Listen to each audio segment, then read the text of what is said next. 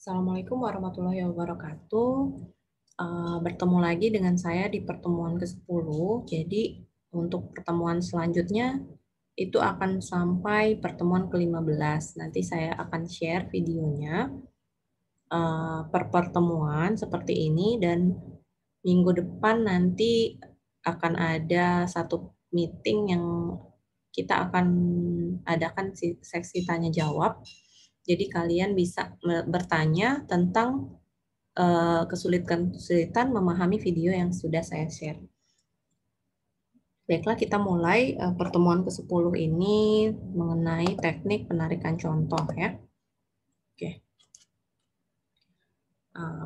Sekarang teknik penarikan contoh ini, sebelum kita mulai, lagi-lagi ini yang dibahas adalah perbedaan antara populasi dan sampel.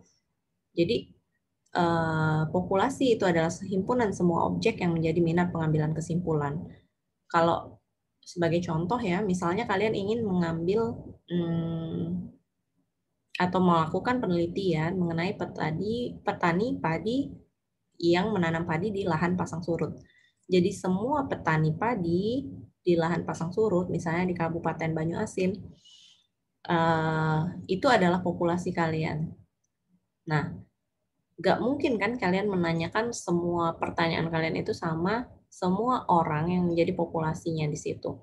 Jadi untuk memilih petani, mana-mana yang petani yang bisa menjadi perwakilan dari petani padi pasang surut tadi, diambillah beberapa petani. Nah, beberapa petani ini yang diambil inilah namanya sampel. Jadi himpunan bagian dari populasi itu sendiri. Kalau kalian pernah dengar sensus penduduk, jadi sensus penduduk adalah semua populasi diambil. Itu namanya sensus. Jadi semua orang ditanya dan mendapatkan kuesioner. Nah, itu namanya sensus. Kalau ngambil sampel itu hanya mengambil sebagian dari populasi. Jadi kenapa sih harus diambil sampelnya aja, nggak pakai populasi? Ya tadi kata saya, kalau populasinya kecil, misalnya cuma 30, itu bisa kita ambil semua. 30, 40, 50 masih bisa kita ambil semua. Tapi kalau populasinya banyak, itu jumlahnya ratusan, nggak mungkin kalian ambil semua. Karena apa? Karena sumber daya kalian terbatas. Jadi yang melakukan penelitian hanya kalian sendiri. Waktunya juga terbatas. Lalu bukannya tidak mengeluarkan biaya ya untuk penelitian besar, karena harus stay di tempat penelitian, keluar biaya operasional, keluar biaya makan, dan lain-lain. Nah, itu adalah dananya juga terbatas. Lalu bisa dikatakan mustahil ya untuk mengamati seluruh anggota populasi kecuali populasinya itu kecil atau populasinya sempit. Jadi kita ilustrasikan seperti ini. Jadi ada ibu kita membuat sambal. Jadi berapa banyak sih yang kita ambil untuk nyicip rasa sambal ibu yang sambal yang dibuat ibu kita itu. Jadi kalau kita mencicip seujung jari itu sudah cukup. Jadi nggak mungkin kita mengambil semuanya sambal itu untuk dijadikan sampel. Nah, itulah ilustrasinya kenapa kita harus mengambil sampel dari sebuah populasi untuk penelitian. Jadi ini hubungan sampel dan populasi ya. Jadi ini populasinya, ada nilai rata-ratanya itu disebut mu, kemudian simpangan bakunya ditandai dengan tau. Lalu sampelnya ini diambil secara acak atau random, kemudian dapatlah beberapa sampel.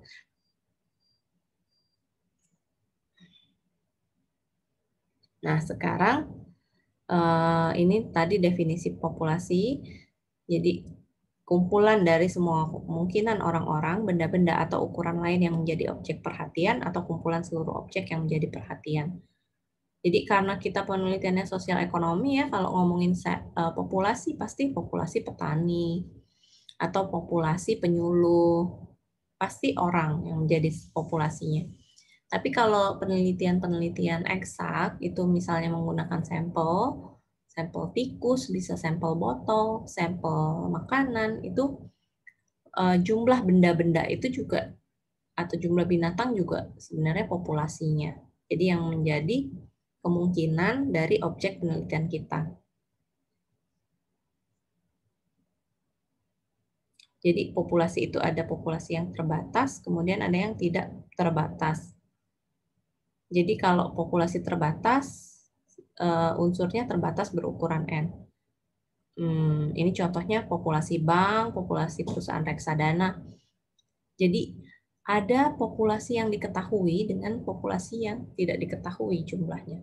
Jadi terbatas, jumlahnya itu sangat kecil. Ya tadi, misalnya kita mau meneliti di bank apa, seperti itu bank X, populasinya dari beberapa bank di Indonesia ini terdata dan ada daftarnya ya. Jadi jumlahnya jelas. Kemudian kalau tidak terbatas itu populasi yang mengalami proses terus-menerus sehingga ukuran N menjadi tidak terbatas pada perubahan nilainya. Jadi N-nya nggak pasti, bisa bertambah, bisa berkurang. Nah, ini untuk sampel. Sampel adalah bagian dari populasi tersebut yang menjadi perhatian. Sampel ini ada dua juga, ada probabilitas namanya, ada non-probabilitas. Jadi kalau yang probabilitas, sampelnya dipilih dari populasi sehingga masing-masing anggota populasi memiliki peluang yang sama untuk dijadikan sampel. Jadi misalnya kayak tadi kalian mau meneliti petani padi di area Pasang Surut, Kabupaten Banyuasin. Nah, sudah jelas kalau seseorang itu adalah petani padi, kemudian menanamnya di area Pasang Surut, itu adalah bisa dijadikan sampel. Jadi ada probabilitas atau ada kemungkinannya dia akan menjadi sampel. Nah, kalau sampel yang non-probabilitas itu merupakan sampel yang dipilih sedemikian rupa dari populasi sehingga setiap anggota tidak memiliki probabilitas atau peluang yang sama untuk dijadikan sampel. Jadi kalau tadi ada kriteria-kriterianya, jadi peluangnya sama bakal dijadikan sampel.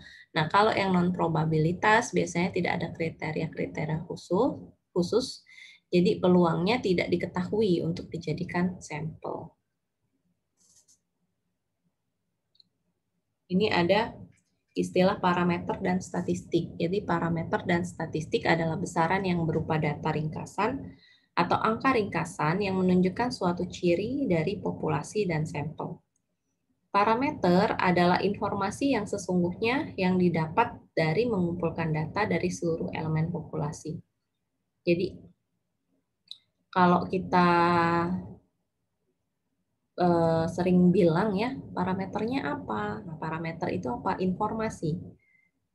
Jadi informasi yang didapat dari pengumpulan data populasi. Parameternya bisa macam-macam ya. Di apa elemennya? Kalau elemen identitas, misalnya elemen identitas itu apa aja? Identitas itu nama, jenis kelamin, umur, biasanya seperti itu yang kita ambil. Nah, sedangkan statistik merupakan penduga dari parameter karena didapat dari mengumpulkan data sebagian elemen atau sampel. Nah, data yang dikumpulkan itu ialah statistiknya. Jadi nilai statistik. Kayak misalnya tadi parameternya umur. Statistiknya penduga dari parameter, umurnya berapa.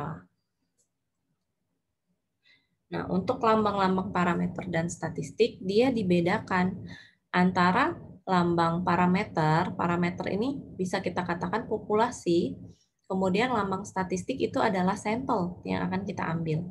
Jadi kalau rata-rata itu adalah, ini kan ada mu ya, kalau populasi dia gunakan tanda mu.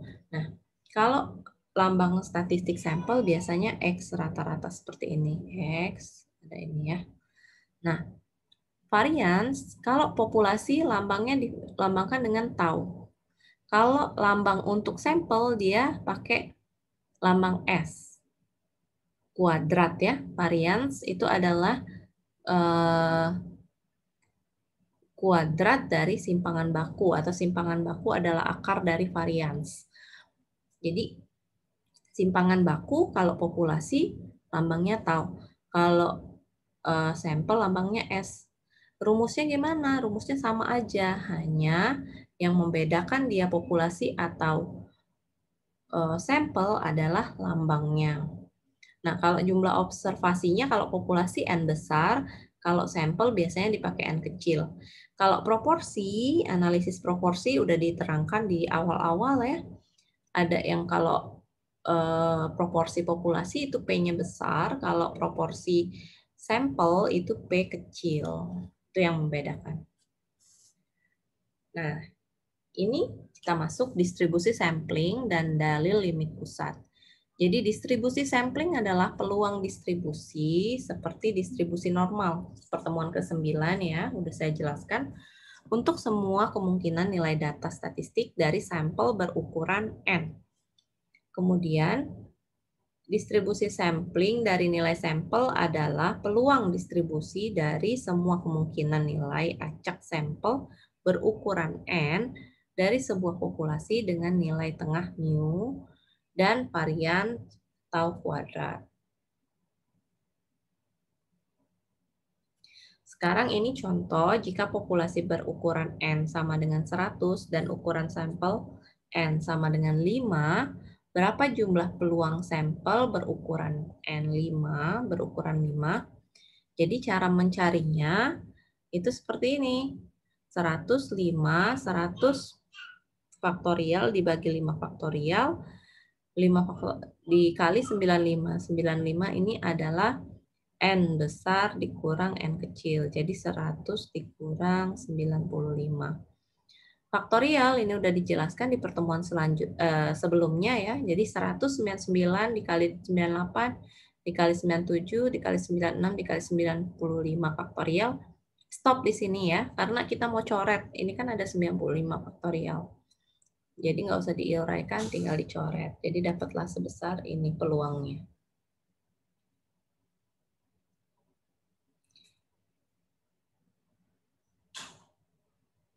Oke.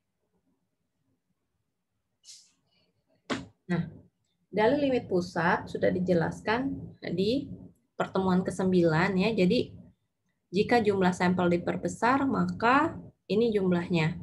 Distribusi sampling akan mendekati distribusi normal populasinya. Jadi distribusi normalnya yang merah. Nah,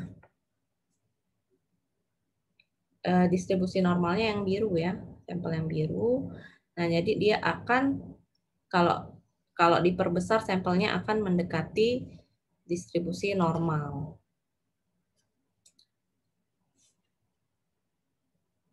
Nah, kalian lihat di sini, ini distribusi, ini sampelnya sampel kecil. Nah, grafiknya akan berbentuk seperti ini. Sedangkan kalau dia bentuknya, ini sudah saya jelaskan di pertemuan kemarin ya, sebelumnya. Jadi, kalau semakin besar sampel, bentuk kurvanya akan semakin condong ke atas. Nah, apa saja teknik penarikan contoh? Jadi kalian harus pahamin ini karena ini sebagai bekal kalian ya untuk ke mata kuliah selanjutnya. Jadi saya harap kalian bisa paham teknik penarikan contoh ini. Jadi ada 4 teknik penarikan contoh yang utama yang akan saya terangkan di sini. Yang pertama acak sederhana, kemudian acak sistematis, acak berlapis, lalu gerombol. Jadi ini yang pertama adalah contoh acak sederhana.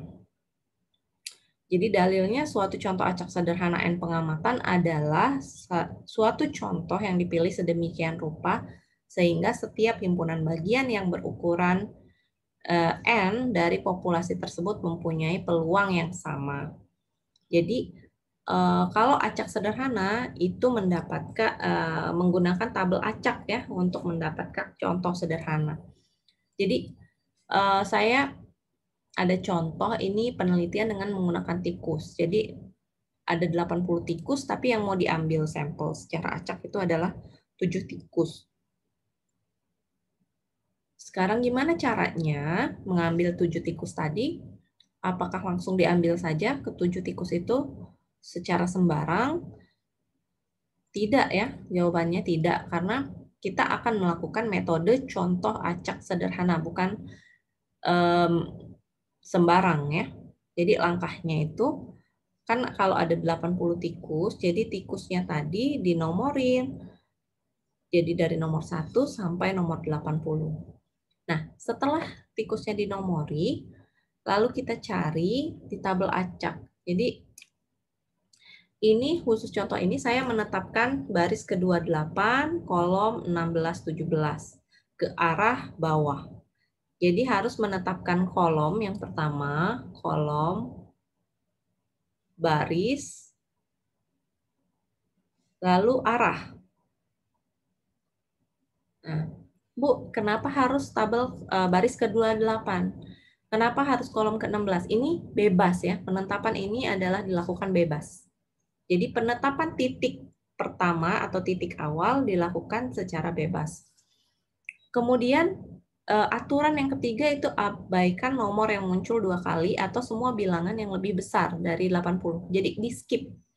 Kalau ada nomor yang keluar, misalnya nomor 81, sedangkan jumlah tikus kalian hanya 80.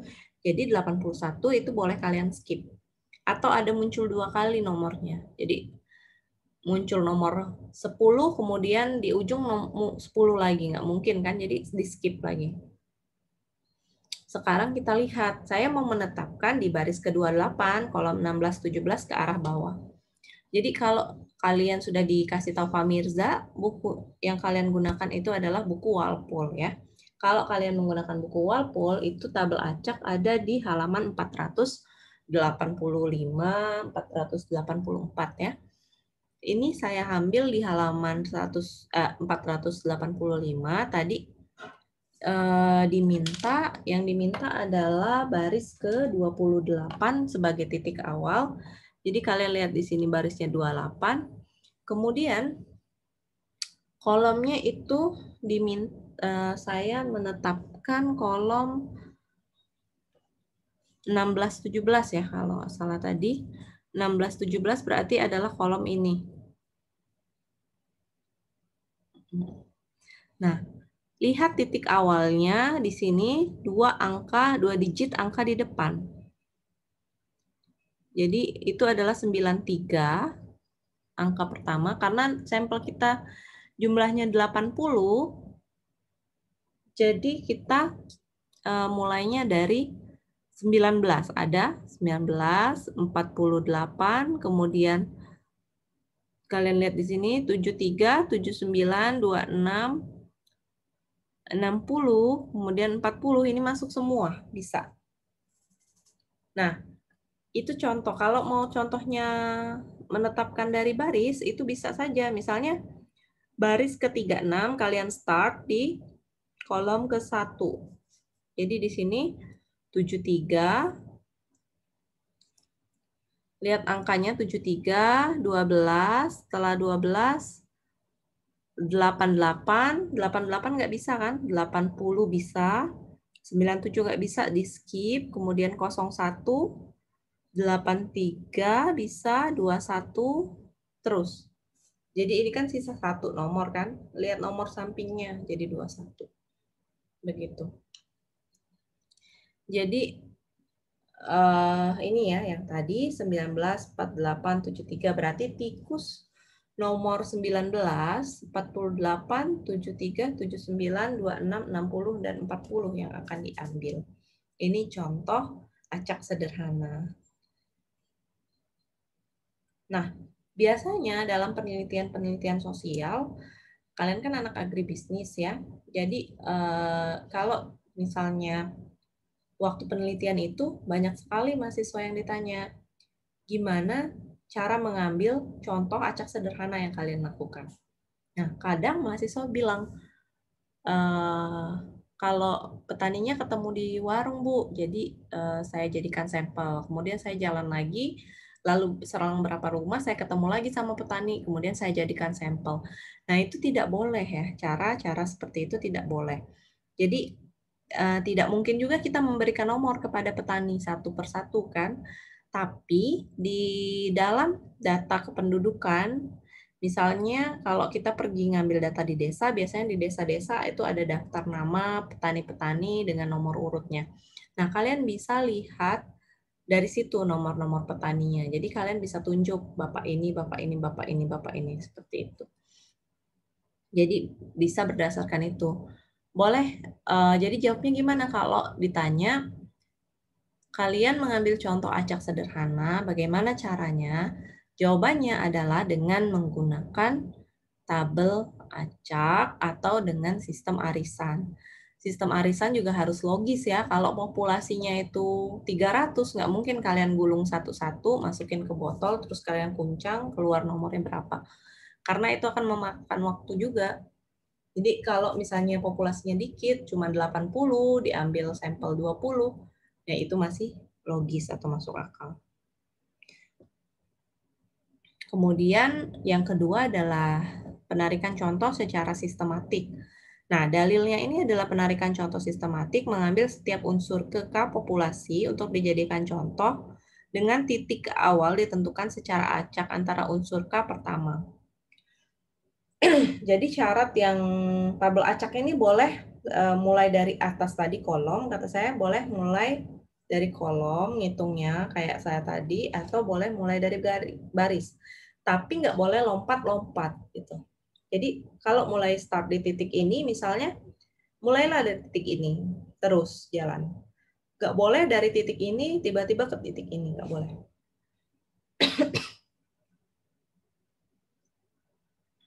Nah, kita lanjut ya.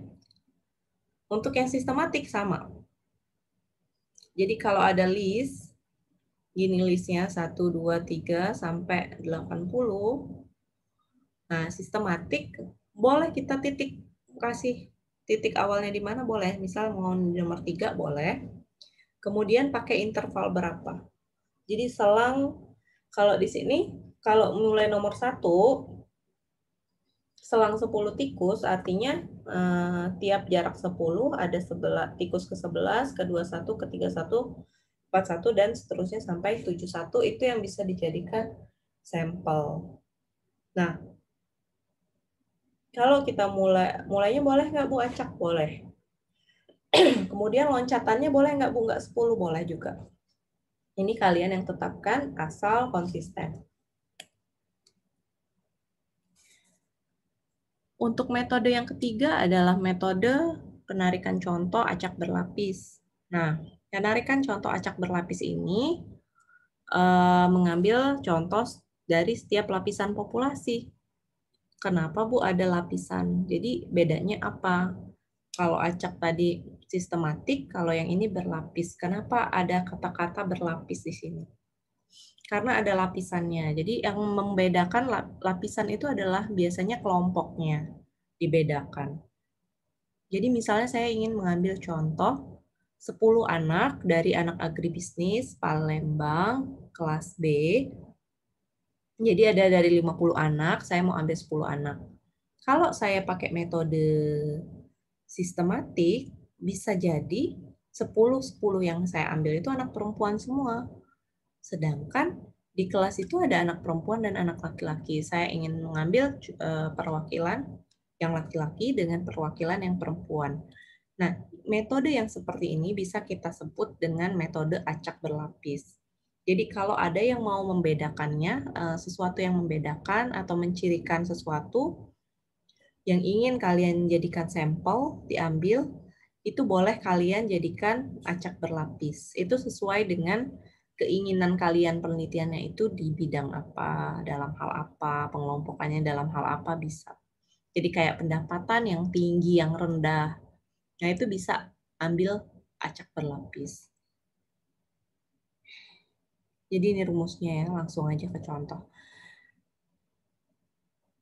Nah, jadi ini populasinya. Jadi populasi mahasiswa yang senior, junior, sophomore, kemudian ada yang freshman.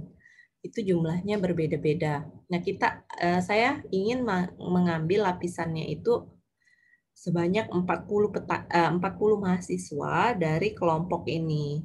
Gimana biar adil pada tiap lapisan tuh dapat yang ini, dapat yang ini, dapat yang ini, dapat yang ini. Jadi kita jumlahkan dulu. Ini totalnya adalah 700, ini 8, 2, 7. 728 mahasiswa ya. Sekarang diketahuinya tadi N 40. N itu adalah sampel yang ingin kita ambil 40. Kemudian populasi. Lihat N-nya besar ya, N1 150. Ini N-nya besar harusnya ya. N2, N3, kemudian N4. Ini menunjukkan bahwa populasi. Dan total N ini adalah 728. Jadi rumusnya adalah untuk mencari N kecil itu sampel 150 ini dibagi total populasi dikalikan 40. Kita kan mau ambil 40. Dapatlah 8, kemudian N2-nya 9, 11, 12. Jadi 8, 9, 11, 12. Jadi ini dapat 8, 9, 11, 12 yang diambil. Jadi totalnya 40 orang. Sampai sini paham ya? Kalau nggak paham bisa diputar ulang lagi videonya. Sama dicatat ya untuk pertanyaan di minggu depan. Nah, ini yang keempat itu penarikan contoh gerombol. Gimana caranya penarikan contoh gerombol? Jadi, mengambil beberapa gerombol secara acak dari populasi, kemudian mengambil semua atau memilih secara acak bagian unsur dari setiap gerombol yang dipilih. Contohnya, kita ingin meneliti pendapat rakyat tentang reaktor nuklir, kita memandang setiap provinsi adalah gerombol. Jadi kemudian menggunakan alokasi sebanding untuk mengambil daerah-daerah pemilihan secara acak berlapis.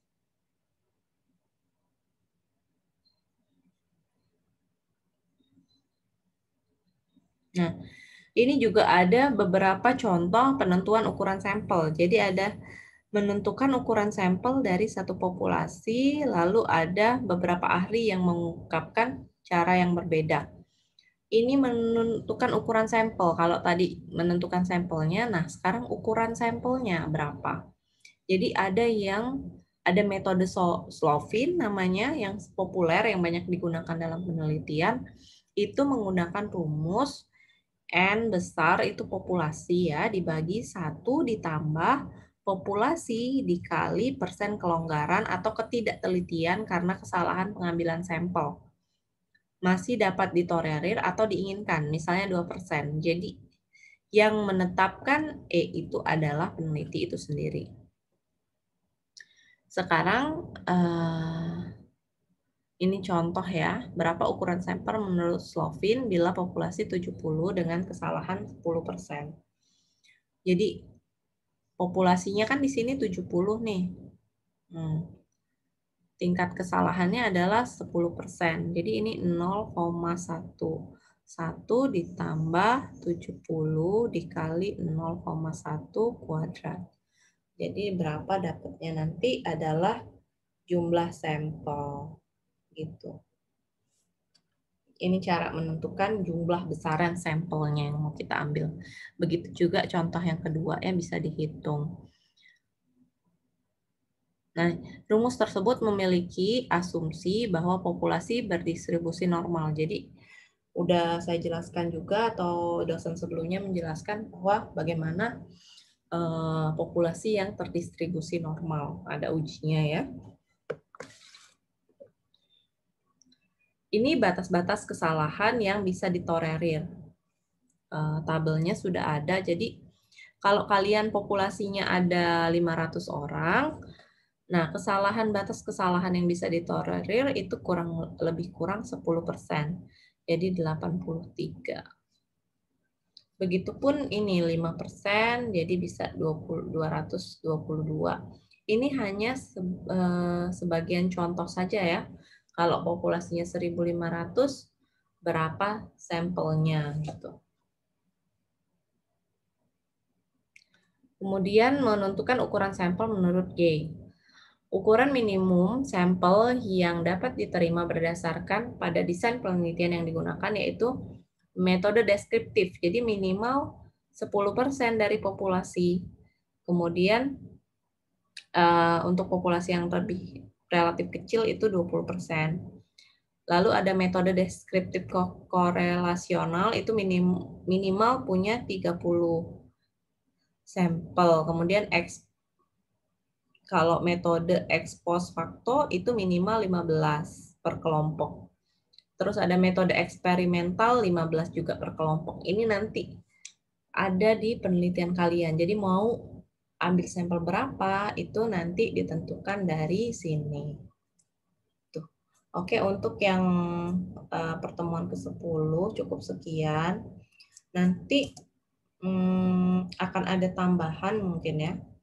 Untuk pertemuan ke-10 nanti juga di-upload. Untuk pertanyaan yang masih kalian bingung dengan teknik penarikan contoh ini bisa dicatat, nanti akan kita diskusikan di forum diskusi.